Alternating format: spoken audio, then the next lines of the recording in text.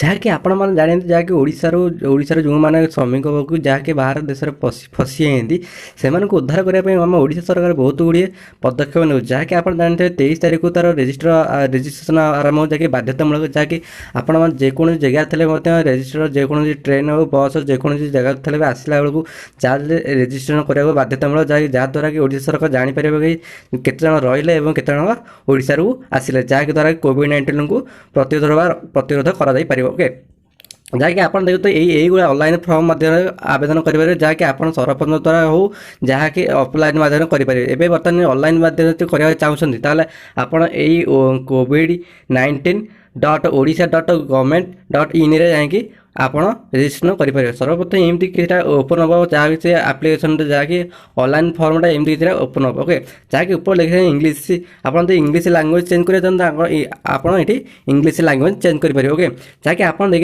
ଦେଖିପାରୁଥିବେ କୋଭିଡ୍-19 ଓଡ଼ିଶା ରାଜ୍ୟ ପୋର୍ଟାଲ ଓଡ଼ିଶା ସରକାର, ଯାହା ବି ଦେଖିପାରୁଥିବେ, ଯାହାକି ଏଇଥିରେ ଆପଣ ଅନଲାଇନ୍ରେ ରେଜିଷ୍ଟ୍ରେସନ୍ କରିପାରିବେ। ଓକେ, ଯାହାକି ଦେଖିପାରୁଥିବେ ଆପଣ ଲକଡାଉନ୍ ପରେ ଓଡ଼ିଶାରେ ଫେରୁଥିବା ବ୍ୟକ୍ତି ପଞ୍ଜୀକରଣ, ଯାହାକି ଆପଣ ଏଥିରେ ଯେଉଁମାନେ ଓଡ଼ିଶାକୁ ଫେରୁଥିବେ ଲକଡାଉନ୍ ପାଇଁ ମେ 3 ପର୍ଯ୍ୟନ୍ତ 3 ତାରିଖରେ ଆପଣଙ୍କୁ ଯାହାକି ଓଡ଼ିଶାକୁ ଅଣାଯିବ, ସେଥିପାଇଁ ଆପଣ ଏଠି ଅନଲାଇନ୍ରେ ରେଜିଷ୍ଟ୍ରେସନ୍ କରିପାରିବେ। ଓକେ, ଯାହାକି ଏଠି ଦେଖିବେ ଆପଣଙ୍କୁ ନୋଡାଲ ଅଧିକାରୀ ଜଣାନ୍ତୁ ଆପଣ ଯଦି କୌଣସି ନୋଡାଲ ଅଫିସରକୁ ମଧ୍ୟ ଜଣାଇ ପାରିବେ, ଯାହାକି ଆପଣ ଦେଖିଥିବେ ତଳେ ଦିଆହେଇଛି ଯାହାକି ଅଫିସର ପୋର୍ଟାଲ, ରାଜ୍ୟ କ୍ୟାବିନେଟ୍ ପୋର୍ଟାଲ ମଧ୍ୟ ବହୁତ ଗୁଡ଼ିଏ ଅଛି, ଯାହାକି ଆପଣ ସରପଞ୍ଚ ଦ୍ୱାରା ମଧ୍ୟ କରିପାରିବେ। ଓକେ, ଯାହାକି ଏଠି ତଳେ ଲେଖା ଅଛି ପଞ୍ଜୀକରଣ ଫର୍ମକୁ ଆପଣ ମଧ୍ୟ ତଳକୁ ଯାଇକି ଦେଖନ୍ତୁ 104କୁ ମଧ୍ୟ କଲ୍ କରି ବହୁତ ଗୁଡ଼ିଏ ତଥ୍ୟ ଆପଣ ଜାଣିପାରିବେ। ଓକେ, ଯାହାକି ଆପଣ ଦେଖିପାରୁଥିବେ ଏଠି ଲେଖା ହେଇଛି ପଞ୍ଜୀକରଣ ଫର୍ମ ଗୁଡ଼ିକୁ ପୂରଣ କରନ୍ତୁ। ଓକେ, ତାପରେ କ୍ଲିକ୍ କରିବେ, ତାପରେ କ୍ଲିକ୍ କଲା ପରେ ଆପଣଙ୍କୁ ଆଉ ଗୋଟେ ନୂଆ ପେଜ୍କୁ ନେଇଯିବ। ଓକେ, ଦେଖନ୍ତୁ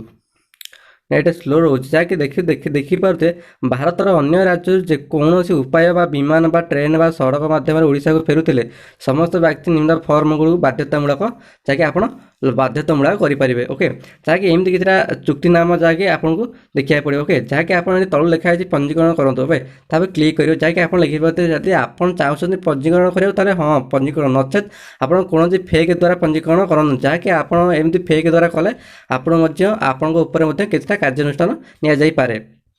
ଓକେ, ଯାହାକି ଆପଣ ଦେଖୁଥିବେ ବ୍ୟକ୍ତିଗତ ସୂଚନା, ଯାହାକି ଆପଣ ଯଦି ପଞ୍ଜୀକରଣ କରୁଛନ୍ତି ଯଦି ନିଜେ ଆପଣ ନିଜେ ଏଠି କ୍ଲିକ୍ କରନ୍ତୁ, ଯଦି ଆପଣ ସ୍ଥାନୀୟ ଯୋଗାଯୋଗ କରନ୍ତୁ ତାହେଲେ ଆପଣ ଏଠି କରିପାରିବେ, ଆପଣ ଆଉ କିଏ ବି କରିପାରିବେ ଏଠି ମଧ୍ୟ କରିପାରିବେ। ଓକେ, ଯାହାକି ଯାହା ବି ଆପଣଙ୍କର ଏଠି ଫର୍ମ ଅଛି ଟୋଟାଲ୍ ଆପଣ ସବୁ କିଛି ପୂରଣ କରିବାକୁ ପଡ଼ିବ। ଯାହାକି ଉପରେ ଦେଖିପାରୁଥିବେ ଦେଖନ୍ତୁ ଆପଣ ଭ୍ରମଣକାରୀ ଯଦି ଆପଣ ଯଦି ଛାତ୍ର କିଏ ପର୍ଯ୍ୟଟକ କିଏ ପ୍ରବାସୀ ଶ୍ରମିକ, ଯାହାକି ଆପଣ ଏଠି ଟୋଟାଲ୍ ଫିଲ୍ କରିବେ, ଯାହାକି ଆପଣ ଦେଖିଛନ୍ତି ବୟସ ସୀମା, ତାପରେ ଲିଙ୍ଗ କି ଜାତୀୟ ମୋବାଇଲ ନମ୍ବର, ଯାହାକି ଟୋଟାଲ୍ ଆଧାର କାର୍ଡ଼ ନମ୍ବର, ଯାହାକି ଟୋଟାଲ୍ ଆପଣ ଏଠି କରିବେ। ଆପଣ ଯଦି ବର୍ତ୍ତମାନ ଅବସ୍ଥା ଆପଣ ଯେଉଁଠି ଅଛନ୍ତି କେଉଁ ଜିଲ୍ଲା ବା ଡିଷ୍ଟ୍ରିକ୍ଟ ଆପଣ ସବୁ ଟୋଟାଲ୍ ଏଠି ପୂରଣ କରିବାକୁ ପଡ଼ିବ। ଓକେ, ତଳକୁ ଯିବେ ତେବେ ଓଡ଼ିଶାରେ ଠିକଣା, ଆପଣଙ୍କର ଓଡ଼ିଶାରେ କେଉଁ ଜାଗାରେ ଆପଣଙ୍କ ଘର ଟୋଟାଲ୍ ଏଠି ଫୁଲ୍ ଡିଟେଲ୍ସ ଦେବେ, ଯାହାକି ଆପଣଙ୍କ ଗାଁ ସହର ଜିଲ୍ଲା ଟୋଟାଲ୍ ଏଠି ପୂରଣ କରିବେ। ଓକେ, ଯାହାକି ତଳକୁ ପୂରଣ କରି ଗଲାବେଳକୁ ଦେଖିବେ ବ୍ୟକ୍ତିଗତ ଆପଣଙ୍କ ନାଁ ଦେବେ, ନଚେତ୍ ଆପଣଙ୍କ ଫୋନ୍ ନମ୍ବର ଏପଟ ସାଇଡ଼୍ରେ ଦେବେ। ଓକେ, ଏଠି ଦୁଇଟା କ୍ଲିକ୍ ମାରିବେ, ଦେଖନ୍ତୁ ଏଠି ଦୁଇଟା କ୍ଲିକ୍ ମାରିବେ,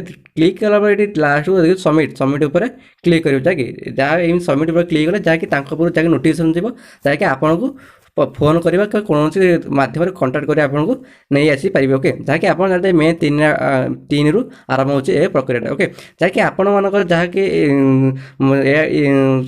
ଆପଣମାନଙ୍କର ଯିଏ ବି ଥିବେ ଦୂରରେ ଆପଣ ତାଙ୍କୁ ମଧ୍ୟ ଏଇ ନୋଟିଫିକେସନ୍ ପହଞ୍ଚାଇ ପାରିବେ। ଓକେ, ଯାହାକି ଆପଣଙ୍କୁ ହେଲ୍ପଫୁଲ୍ ହେବ ଏବଂ ଯେଉଁମାନଙ୍କୁ ପହଞ୍ଚିବେ ତାଙ୍କୁ ମଧ୍ୟ ହେଲ୍ପଫୁଲ୍ ହେବ।